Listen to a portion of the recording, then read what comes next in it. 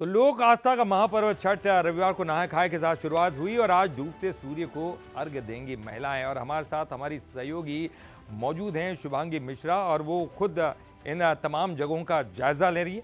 चलिए सीधे उनका रुख करते हैं। छठ के बारे में बताइएगा, क्योंकि अभी मैं लाइव है, ठीक है? आप लाइव होंगे तो बताइएगा छठ के बारे में, और गाना आता हो तो वो भी गाइएगा।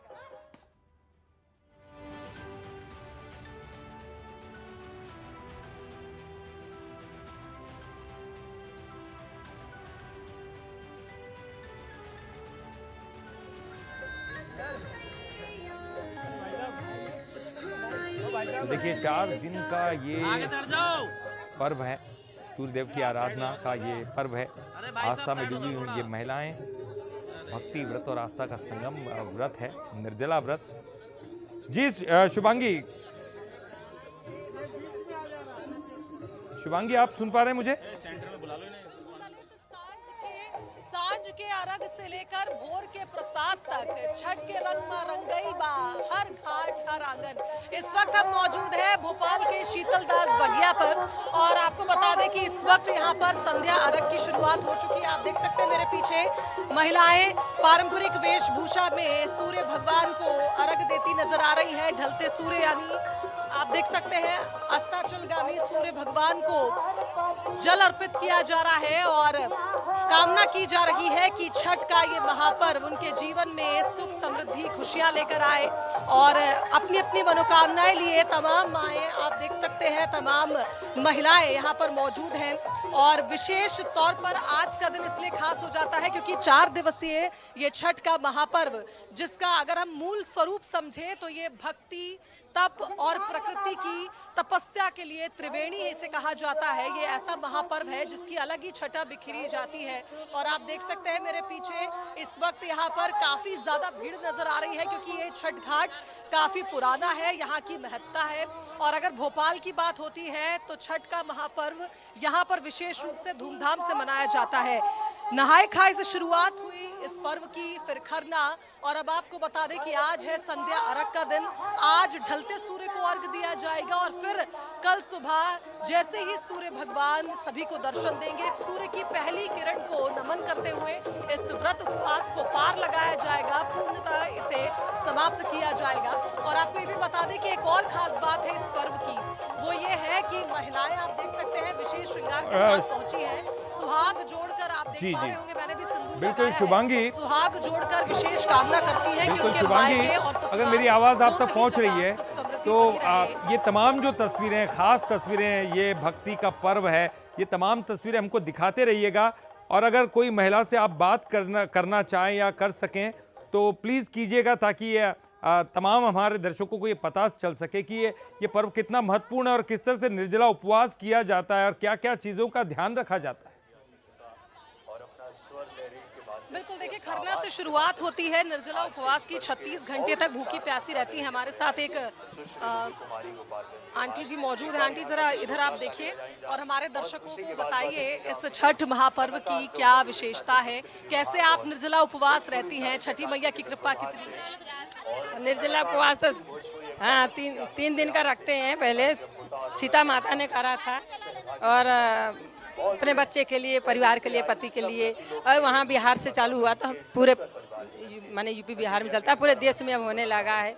और शुभकामना के साथ अपने बाल बच्चों के लिए, परिवार के लिए, पूरे देश समृद्धि के लिए होता है। यही है छठ मैया का पर्व, और बहुत मेहनत लगती है, श्रद्धा के साथ करना पड़ता है। रात भर जाके लठुआ बनाते हैं और सब इकट्ठा होकर मिलजुल कर पूजा पाठ करते हैं। कितने साल हो गए आंटी छठ करते? कम से कम हमको तो 15 साल हो गए होंगे, 15-20 साल हो गए पूजा करते हैं। हाँ, मेरी बहू करती हैं। अच्छा, बहू करती है।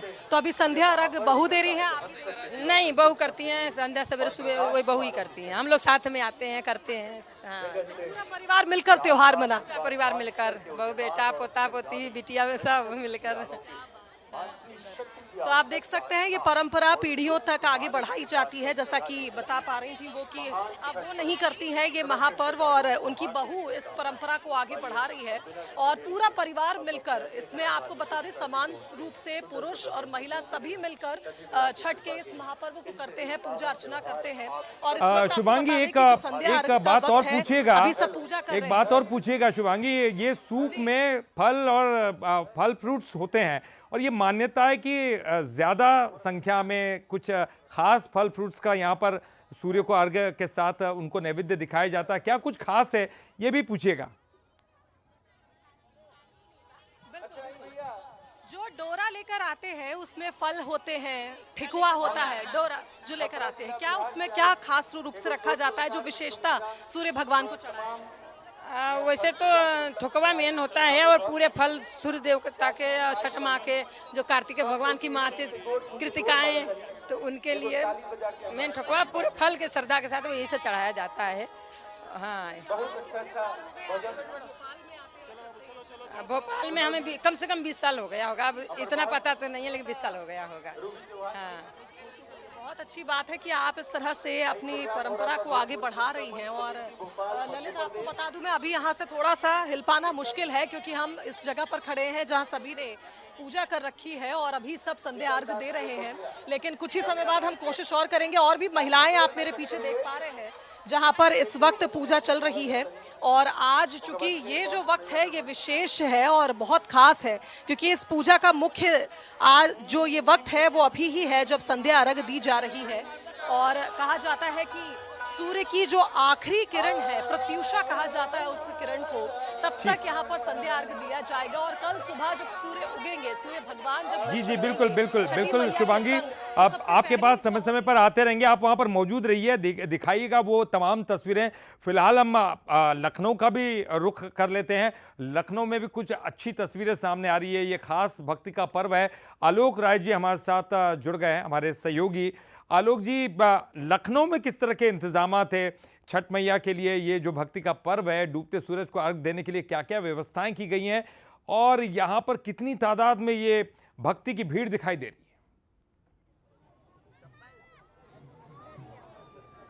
देखिए बिल्कुल ललित, इस समय हम गोमती नदी के किनारे जो लक्ष्मण मेला मैदान है, छठ घाट, वहाँ पर हैं। आप तस्वीरों में देख सकते हैं कितना अद्भुत शानदार दृश्य है। ये तीसरा दिन है महापर्व छठ का, जिस दिन जब शाम को डूबते हुए सूर्य को अर्घ दिया जाता है। और आप देखिए जो है घाट पर महिलाएं, जो व्रती महिलाएं हैं, वो घाट पर जल के अंदर हाथों में पूरा अपना सामान है पूजा का, और इसके अलावा जो बांस का एक दौरा होता है, छोटा डलिया, जिसमें तमाम फल फूल रखे हुए। शानदार नज़ारा है। हालांकि मौसम लखनऊ में खराब है, सुबह से बादल लगे हुए हैं, बूंदाबांदी भी हो रही है, लेकिन फिर भी जो उमंग है, उत्साह है, वो अद्भुत है। और देखिए लोग दूर दूर से यहाँ आए हैं, पूजा पाठ कर रहे हैं, गीत संगीत का माहौल है। मुख्यमंत्री भी यहाँ पर आए हुए थे, उत्तर प्रदेश के, अभी साथ ही डिप्टी सीएम। तो जो जरूरी इंतजामात हैं वो किए जा रहे थे। लगातार पहले से तैयारियां पूरी कर ली गई थी ताकि छठ में जो लोग यहाँ पर आए उन्हें किसी भी तरह कोई समस्या का सामना न करना पड़े, और इसीलिए सारे बंदोबस्त किए गए थे, सुरक्षा के बंदोबस्त। लेकिन फिलहाल तस्वीरें देखिए कितनी शानदार है, महिलाएं जो कर रही हैं, तैयार कराई हैं, और पूरा आस्था का सैलाब। शुक्रिया आलोक जी, बहुत बहुत शुक्रिया आपका इन तमाम तस्वीरों को दिखाने के लिए। तो सूर्य देव की आराधना में डूबी आस्था हम दिखा रहे हैं। और हमारे साथ भोपाल से शीतल दास की बगिया से मौजूद थी हमारी सहयोगी शुभांगी मिश्रा, उनका भी बहुत बहुत शुक्रिया।